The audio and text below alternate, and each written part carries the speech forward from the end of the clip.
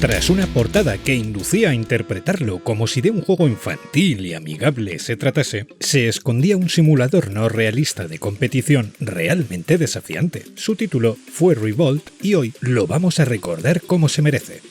Circuitos en cuartos repletos de juguetes, coches teledirigidos, globos hinchados con agua como armas. Nada podría hacerte pensar, al menos de inicio, que te encontrabas ante un reto repleto de detalles desafiantes del más alto nivel. Y es que Revolt resultaba engañoso a primera vista, y aun siendo innegable su adorable imagen y su simpatía inicial, tardaba muy poco en dar muestras de sus exigentes rutinas y en demostrarte, para tu desgracia o disfrute, esto depende de la pericia y paciencia de cada uno, que una inteligencia artificial bien programada, junto a unas físicas excelentes, pueden resultar más desafiantes de lo esperado. Y aquí aparecía una de las primeras y más llamativas extrañezas del título, ya que nos encontrábamos en 1999 y toda desarrolladora que en aquel periodo se centrase en crear un juego de velocidad ponía sus esfuerzos y su enfoque en resultar relativamente realista en su aspecto y en asemejarse todo lo posible a Gran Turismo o a Colin McRae, que habían sentado cátedra y marcaban lo que el público demandaba por aquel entonces dentro del género.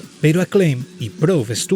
no siguieron este pulso. Es más, tomaron como punto de partida el mítico RC Pro-Am de Rare y el no menos importante Mario Kart de Nintendo, y profundizaron en lo que proponían, añadiendo un componente de simulación mucho más complejo y un acabado tridimensional acorde a los tiempos que corrían. Y así es como nos encontramos con un título que contenía toda la esencia de estos dos grandísimos clásicos, pero que incluía unas físicas realmente bien trabajadas y que incidían en la calidad del reto y del control que exigía para con el jugador. Estas físicas podrían considerarse muy avanzadas para su tiempo, ya que calculaban la adherencia de los neumáticos mediante variables relacionadas con el peso del vehículo, el poder de tracción y el terreno, entre algunas otras. Mantener el coche firme sin que derrapase en exceso en las curvas, garantizar la adherencia en los baches o al tomar tierra tras un salto requería de una corrección constante en su control. Y variaba un mundo dependiendo del vehículo elegido, ya que su peso, potencia, tracción o aceleración hacía de cada vehículo de radiocontrol un desafío en sí mismo,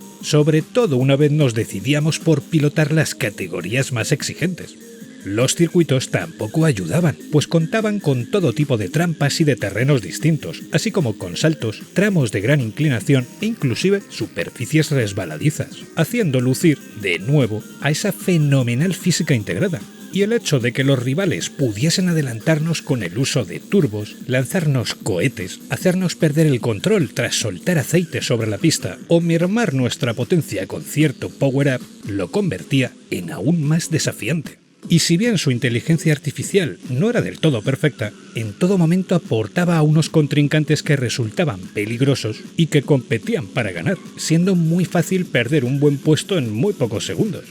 Debo puntualizar que las primeras carreras del juego son bastante asequibles y aparentan mayor sencillez de la que se nos mostrará en los siguientes torneos, en donde el aumento de la dificultad es bárbaro, debido a las exigencias de control que nos demandarán los coches que la componen. Puede que relatado de esta forma suene más como una pesadilla que como un sueño, pero lo cierto es que gracias a esa abultada exigencia y a la constante atención requerida, el juego se convertía en un divertimento de calidad incuestionable y en un producto que de verdad aportó algo muy propio y muy conseguido en aquel momento. 13 circuitos y 34 vehículos repartidos en 3 categorías diferentes servían para regalarnos decenas y decenas de horas de entretenimiento, a lo que añadiremos un editor de pistas que no era excesivamente brillante, pero que cumplía, y un multiplayer de infarto que en su versión para PC funcionaba en línea. Gráfica y artísticamente, también resultó en un producto destacable, ya que la calidad del polycount mostrado en vehículos y escenarios era abultado, y la de elementos que componían cada circuito se sumaba a unos excelentes efectos de reflexión simulada, sombreados de generoso peso, iluminación avanzada y variados efectos de distorsión y desenfoque. Lo cierto es que Revolt impresionaba bastante en su día, y tras tantos años aún mantiene el tipo de forma más que decente. El control, que si bien permitía ser manejado con teclado, requería para su auténtico disfrute de un buen pad, también resultaba excelente, siendo uno de los juegos de aquel periodo que mejor uso hacía de un stick analógico decente.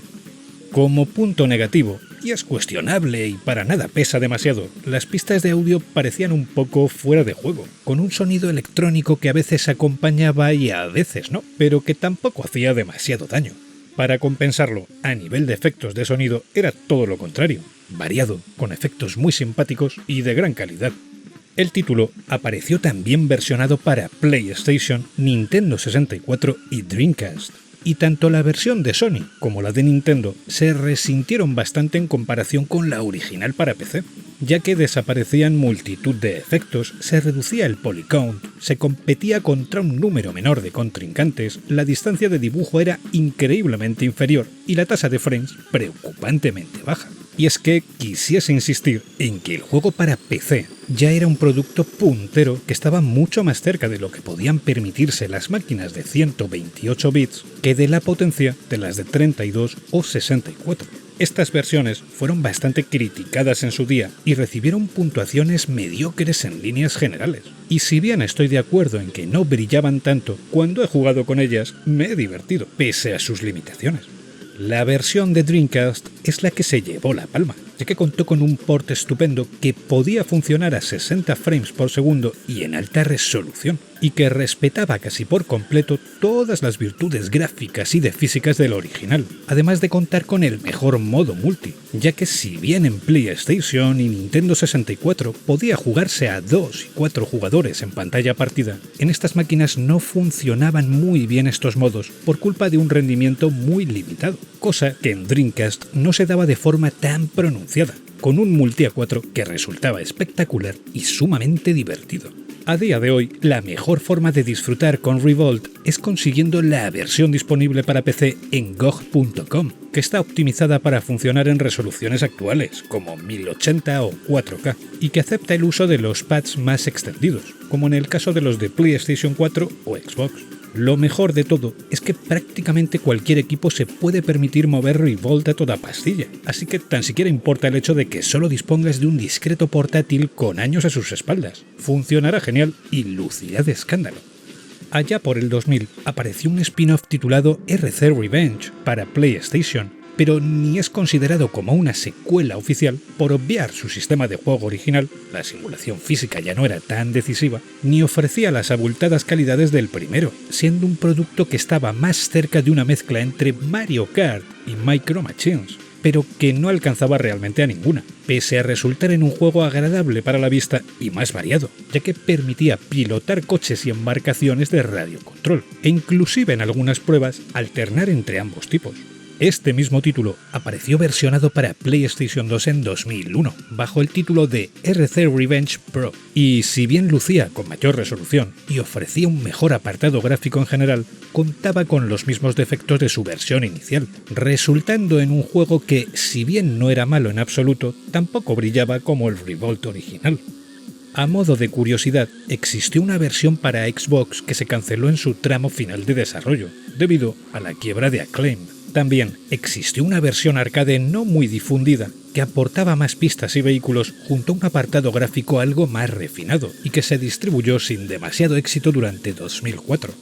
En definitiva, Revolt es exigente pero divertido, avanzado en físicas pero no excesivamente realista, bonito para los ojos y poseedor de un control excelente. Y cuenta con una gran variedad de vehículos que destacan por su gran diferenciación, a lo que debemos sumar unas bases que no dejan de ser las de un arcade puro y una simpatía muy conseguida. En conjunto, es un juego que, como mínimo, debería ser considerado notable, aunque si a mí me preguntáis, yo lo considero como un título sobresaliente y como uno de los mejores videojuegos aparecidos durante 1999. Para finalizar, simplemente comentar que en su momento la crítica profesional fue bastante variada, habiendo medios que lo puntuaron entre ese notable y sobresaliente del que os hablaba, mientras que otros aludían un exceso de dificultad o una inteligencia artificial injusta. Y la verdad, creo que se dejaron engañar por el concepto, porque esto era mucho más simulador que la mayoría de los juegos de velocidad aparecidos por aquel entonces,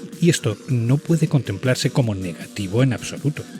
Una joya olvidada que ha tenido varios intentos de ser resucitada durante los años, pero que por A o por B nunca ha conseguido materializarse. Y dicho esto, no me queda más que despedirme y daros las gracias por vuestra atención y por vuestro tiempo. Nos vemos en el próximo vídeo. ¡Saludos!